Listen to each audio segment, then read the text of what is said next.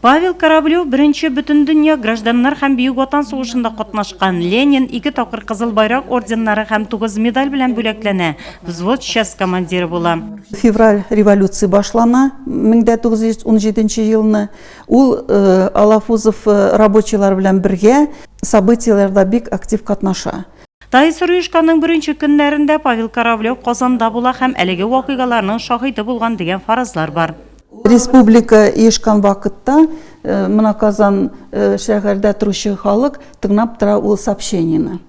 Отставкага полковник дәрәҗәсендә китә ул. Харьков шәһәрендә яши һәм вафат була. Бүгенге көнгә якташыбыз турында җирле музейда шундый мәгълүматлар саклана.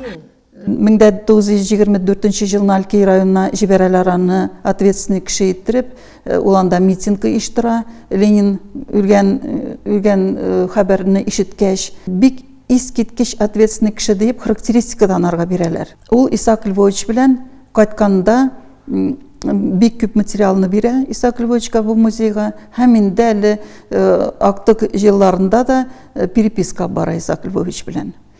Павел Дмитриевич Кораблев гаиләсе белән Харьков шәһәрендә яши һәм шунда вафат була. Хөрмәтле телевизор караучыларыбыз, бәлки легендар шәхеснең туганнары, якыннары исән саулардыр. Һәм аны белүчеләрдән җаваплар көтеп калабыз. Каһарман якташыбыз турында тулырак мәгълүматны аналитик тапшыруларыбызда карый аласыз. Представляет собой особый интерес.